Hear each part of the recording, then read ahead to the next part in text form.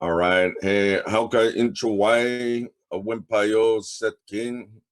Um, you know, we can only do this together, and it's my privilege to be alive, to be here today, uh, to be able to talk about Mother Earth and really be candid about it. We've got all sorts of stuff going on all around us, and the COVID-19, and everybody's got to be at home.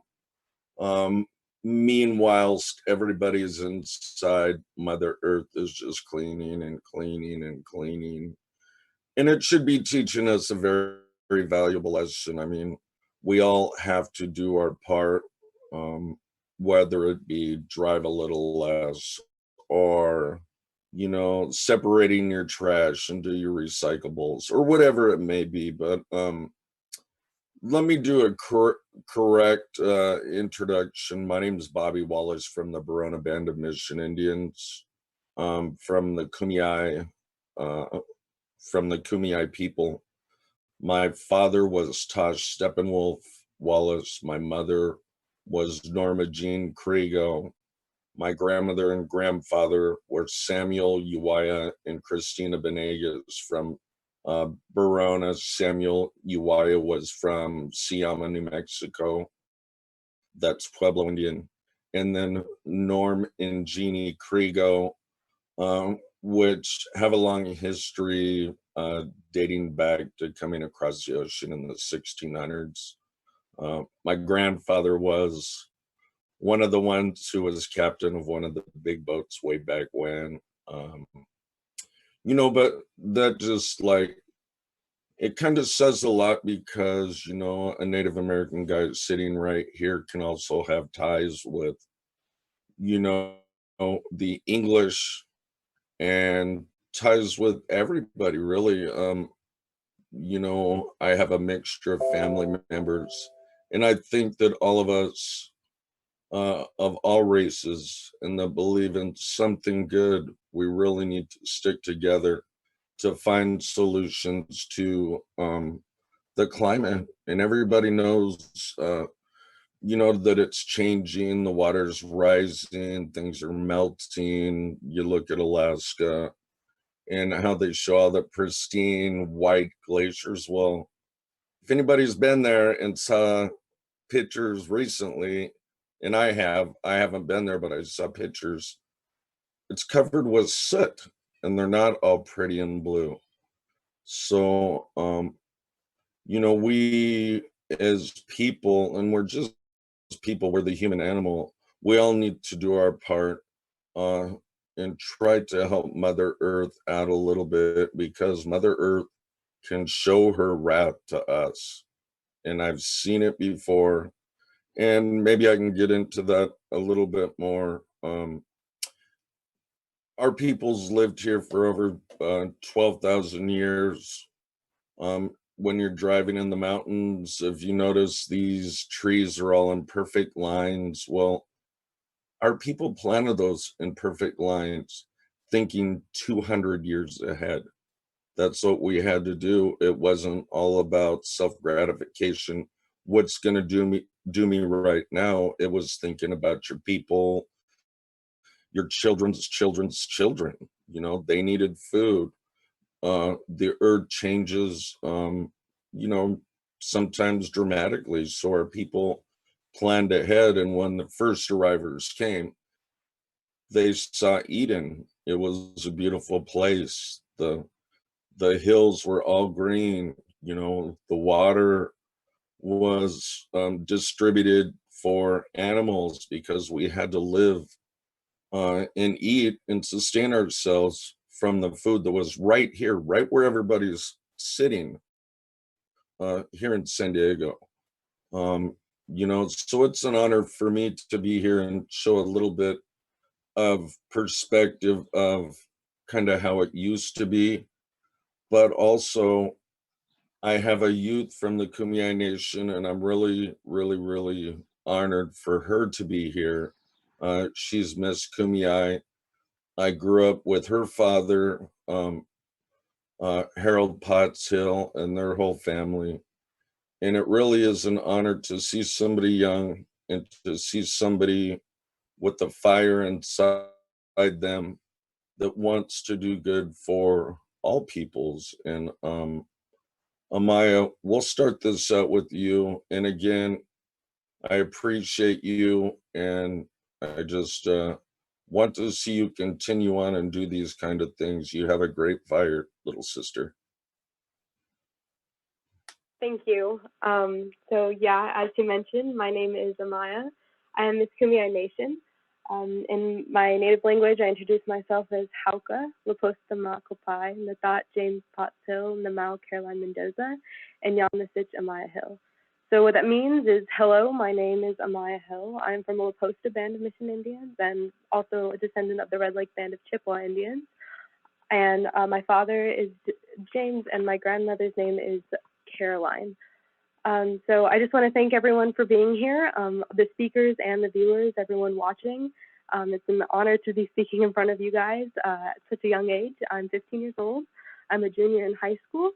And, you know, advocating for our planet is something that I'm very passionate about. So it starts really with you guys, the people viewing and the people speaking for us here. Really, there is no future without you guys being here and really taking part. If you're at home, you know, you have to be here, but you guys are, and I think that's really inspiring to me.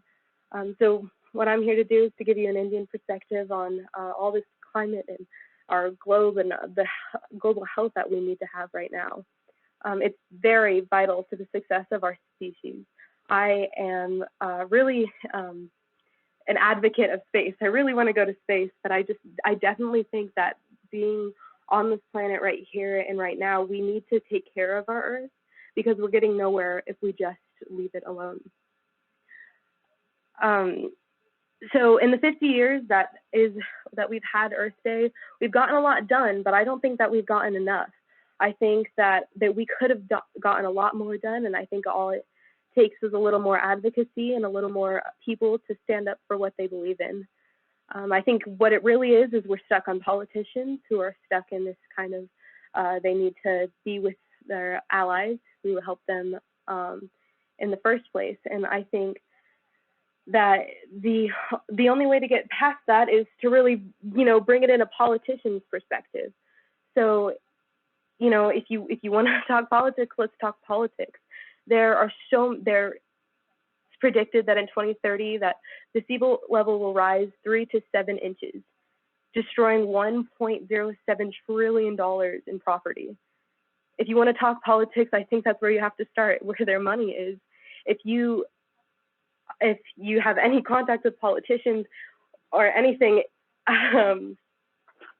we really have to start there. We have to start with our politicians because that's why things aren't getting done, because things are being done by money and not by whether we want to sustain our Earth. So I think what we really need to do is we just really need to take a step back. We need to look at where we are right now as a community, and we need to realize that this isn't a political fight. We need to stand up for our Earth and not stand up for our political parties. I mean, I can see it on my reservation, the river that used to flow right next to my house that I just went down to with my little sisters the other day to tell them stories is gone. It's a little baby creek, not more than 2 inches tall. It's very, very tiny. And I think just us being divided is not a way of doing this. We really need to be together so that we can stay together and we can fight this together, because that's the only way anything is ever going to get done is if we're together. I am doing research right now for a book I'm writing, and we are so divided as a people with social media and the way that we get our media. We're being divided every single day, and though it's not really our fault and more of an algorithm type thing, we need to realize that we are not just alone in this. This is not a political fight. This is a fight for saving humanity. This is a fight for saving the Earth for our grandchildren. This is a fight for saving the Earth for the animals. This is a fight for saving the Earth for the plants that feed us. We need to save the Earth because we do not have a plan B. And yeah, I think just unity is our best shot.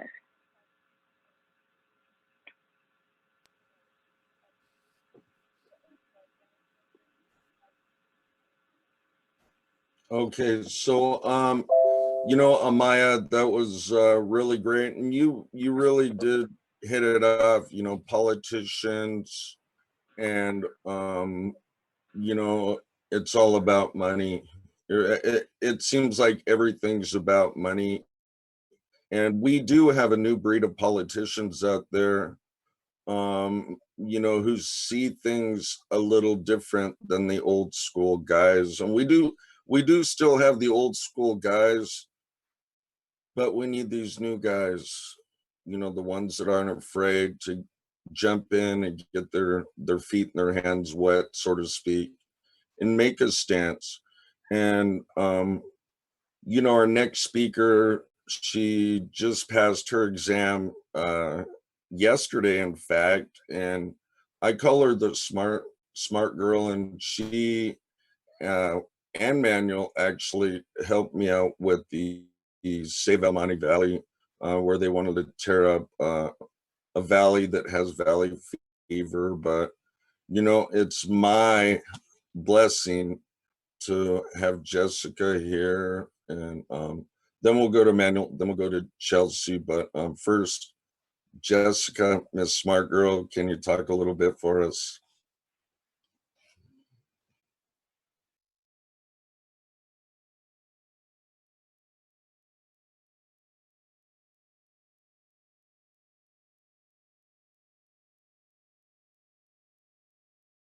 Jessica, I think you're muted or something like that. Is this better? Yeah. Okay. Thanks to the organizers and thanks to Bobby for the invitation to be here and speak with everyone. I am a PhD student at the Scripps Institution of Oceanography, and thanks for the congratulations, Bobby. Just passed my qualifying exam. And I'm also part of the Center for Interdisciplinary Environmental Justice, which is a group of natural scientists and folks who study in ethnic studies and social sciences, and have a critical social and political analysis of the situation and the things that we study from the natural science side of things. And so I really appreciate your message of unity, Amaya, because I think that's something that we really need to keep in mind as we are developing climate solutions and pushing them forward in things like the Green New Deal and these climate actions that are gaining more and more momentum. And in the sense of unity, I mean that we need to consider everyone in the world, the most marginalized, and especially the indigenous people all around the world. The folks here, the Kumeyaay, and the folks who are being impacted by extraction, not just for fossil fuels, but even for the things that we are promoting as things that we think are climate solutions.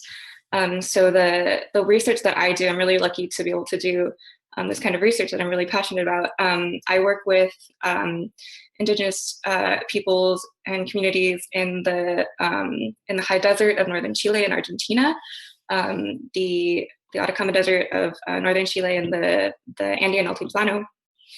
And these folks are in a struggle to protect land and water and their agency and livelihood against lithium mining. And this is lithium mining for electric vehicle batteries and other renewable energy storage technologies.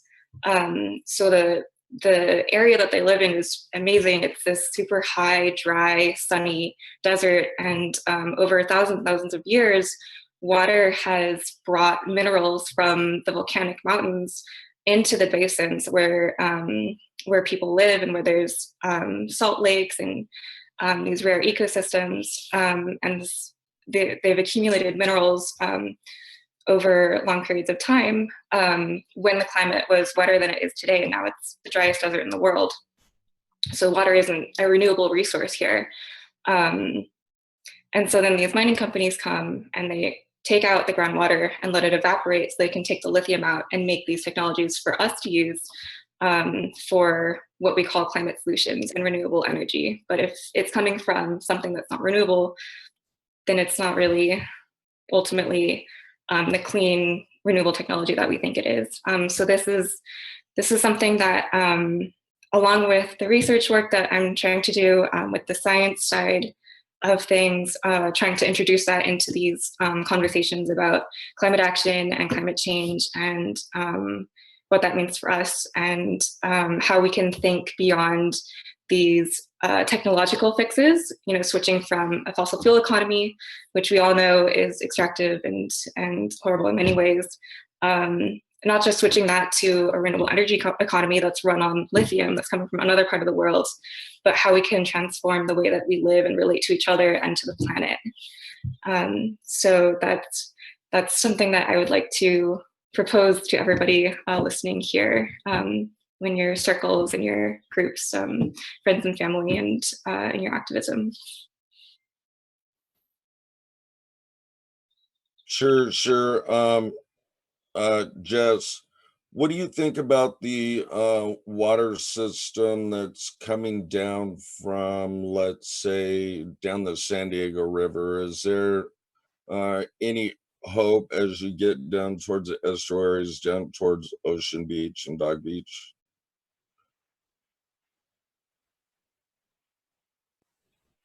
You mean in terms of restoring the historic water systems? Yes. That's not something that I'm really an expert on, but I think that it's something to work towards and to dream towards, is restoring the ways that the earth has worked naturally in conjunction with the ways that Indigenous peoples have been living for since time immemorial. That's something to, to keep as our vision. Awesome.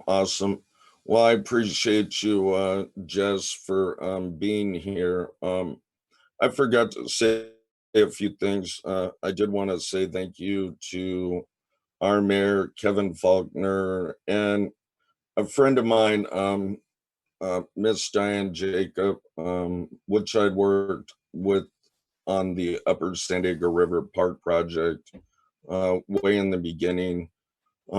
Without you guys trying to lead us in a better direction, there's a lot of things that could be worse, So again, I appreciate you guys. I appreciate all the chairmen of all the tribal nations here in San Diego. And as you guys know, right here in San Diego, we have per capita the most tribes in the United States. So for all you councils out there, much love and respect. And I think we'll move on to Manuel Belmont. Manuel also helped with the El Monte Valley project too, the sand mining, and was very instrumental, as well as Jess, for going through the EIR and just finding a way to keep our sacred sites safe. So Manuel, go for it, brother. All right, thank you, Bobby. I really appreciate you having us here, for giving us this platform. I want to thank the organizers for setting all this up and the production team. It's been looking great. Happy Earth Day, everybody. My name is Manuel Belmonte, and where do I start? Let me see. Jessica already summarized some of the work that we've been doing pretty well. So I'm gonna try and be a little more intentional with the message that I'm trying to relay, partly on behalf of Siege. So I'm a firm believer that everything is connected, and from a basic level, where the carbon in my body at one point came from veggies and food that fed my parents and manifested into who I am now, this physical, living, walking human being. And when I die, my remains will be, put in the ground, and it's going to feed other organisms, and it's going to continue to feed the food web. And on a different level, our industries and our ways of living that depend on our industries, our supply chains, those are also interconnected. The fuel we burn comes from living organisms that lived, you know, a long time ago in ages of the dinosaurs. But more relevantly, the fuel requires refineries, and these refineries pollute. Um, these pollutants cause things like cancer, and kind of the people that benefit from the oil industry are rich people. The people that bear the brunt of the pollutants tend to be people of color. If you look at Cancer Alley in the Mississippi River, it's a majority of Black people. Locally, Wilmington in Los Angeles has a high proportion of Hispanic and Latino communities. Standing Rock is uh, another struggle in which rich people get to dictate who is going to be bearing the brunt of their waste and who is going to be benefiting from them, which is in part because of our racist history that continues to move into the future. The term environmental racism has come out of the environmental conditions that Black, Indigenous, and people of color have to live through in order to make profits for other folks. Even now with coronavirus, the people that are mostly affected are people of color, despite the fact that coronavirus is seen ravaging certain communities where the majority of people are white people, but still the majority of the people that are dying are people of color. Another local environmental injustice and environmental racism, earlier, the Environmental Health Coalition was on here talking about Barrio Logan. The respiratory disease rate in that area is because of racist city planning. People in the past were, and in the present, continue to be careless, you know, with certain types of people. And first of all, I commend all the people involved in environmental justice struggles. Bobby, you mentioned you were at Standing Rock 5 times. Thank you. The Coronado Bridge itself here locally in San Diego is another racist project that decided that convenience for the rich people in Coronado was worth more than the health of the people in Barrio Logan for generations. So what environmental justice seeks to do is right the injustices of our racist past and present. So I'm really glad to see folks that are organizing now around climate change, centering environmental justice and environmental justice communities. But to continue a little bit on the philosophy of connectedness, everything is connected. Going into the future, Jessica mentioned that some of our climate change solutions might not be as environmentally safe as we thought them to be. I want to remind folks that because everything is interconnected, as we've grown into this globalized world where we're trading goods and information across continents, environmental injustices transcend those borders. And so, I don't know, things like the World Trade Agreements that make it possible for rich companies in the United States to trade with little bit of taxes in between, like, let's say, Mexico and the maquiladoras. They're able to avoid labor laws there, environmental protection laws there, and pollute on the people there. So you have the bigger fish, the richer folks, preying on the smaller communities that don't have a means to protect themselves. And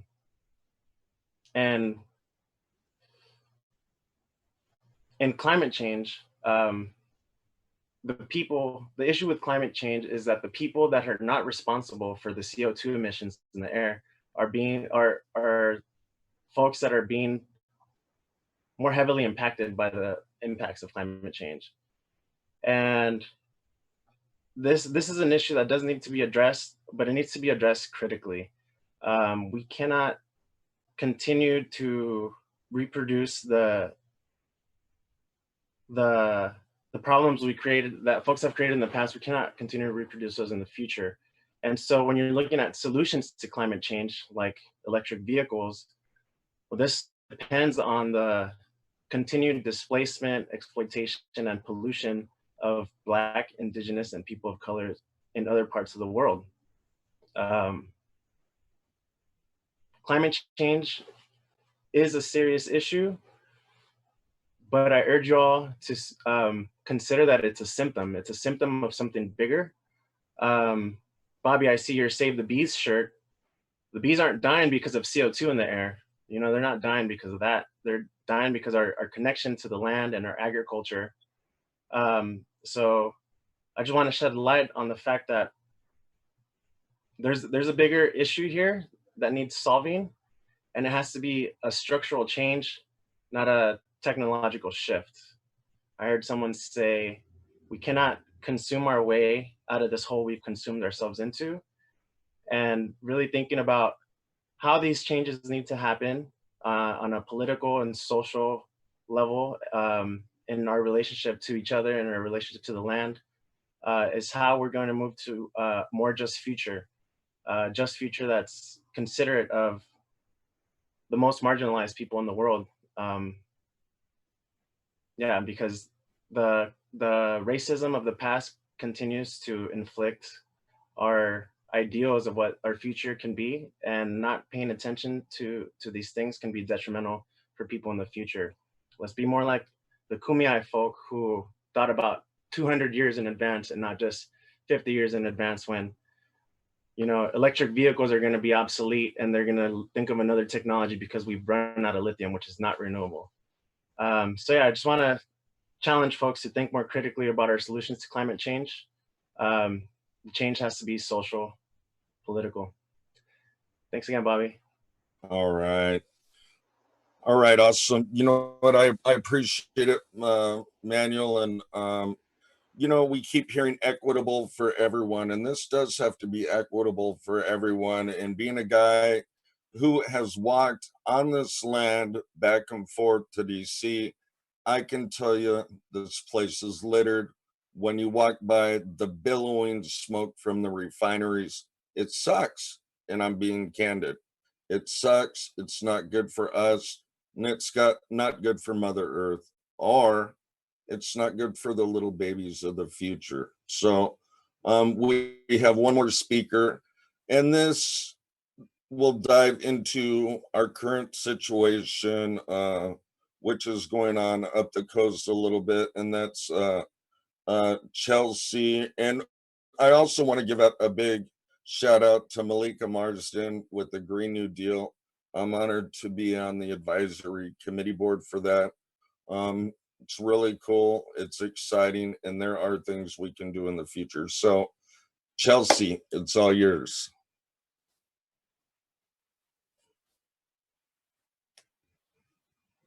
Hi, everyone.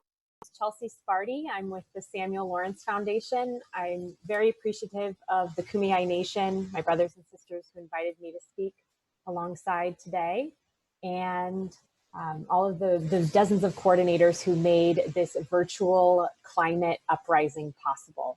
Without you, we wouldn't have this great community.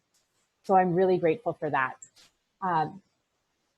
When you think about ocean pollution, you might go to oil or plastics, but think for a moment, what are the other items that are polluting our waterways? Think about the generational issues that we face. On the beaches of San Diego, we have a much more sinister material threatening life and the economy. It's the largest environmental hazard that you haven't heard of. It's radioactive waste. At San Onofre, Many of you have seen these domes, but what you might not know is that all 3.6 million pounds of radioactive waste remain on site, only 100 feet from the water. That is equivalent of 120 loaded school buses. That's a lot of waste. It's stored in the lowest quality storage canisters that are designed to last only 50 years. And radioactive waste, it stays lethal for 200,000 years. We know exactly who selected this 50-year solution to a 200,000-year problem. It's Southern California Edison, a regional utility company. Now, the Kumeyaay Nation and the Ahachiman Nation are well acquainted with Southern California Edison, because not only did they destroy the sacred land by building a nuclear power plant, they're also trying to swindle their brothers and sisters in neighboring tribes with the claims that these First Nations of Nevada and New Mexico want the radioactive waste. And it's just not true. The scary part is there are more than 65 cities and towns who are threatened with this radioactive waste problem. And all of those locations are being affected by these sloppy businesses who are making the storage decisions. We know in San Diego that Southern California Edison, one, knowingly built a nuclear power plant atop several several earthquake faults, that they hired somebody who installed the nuclear reactors backwards, and that they nearly dropped a 50-ton loaded canister of radioactive waste in 2018. Now, these are not people that I would trust to walk my dog, let alone store radioactive waste forever. Their goal is speed and greed. They work so fast so that they can keep the profits. It's happening right before our eyes. And in our lifetime, these thin storage canisters will degrade, and they're only 100 feet from the ocean. There's no validated repair procedure in place right now. And again, this material, it's deadly for 200,000 years. The beach is threatened with a lousy 50-year plan. And what we know from experts is that this material will likely be on site for over 100 years and possibly more. And we're stuck with a 50-year plan that might fail and likely will fail. There's two things that can reverse course. One, rapid deployment of renewables. This is why we need a Green New Deal. We know that renewables are cheaper, faster to deploy, and they pollute less than nuclear power. Nuclear power does not have a place in the Green New Deal. The second thing is our people power. We have great impact when we act together. By pressuring elected officials at the state, local, and federal levels, we can ensure that Congress will fully budget and enact the regulations that we need to keep this material safe for millennia and generations.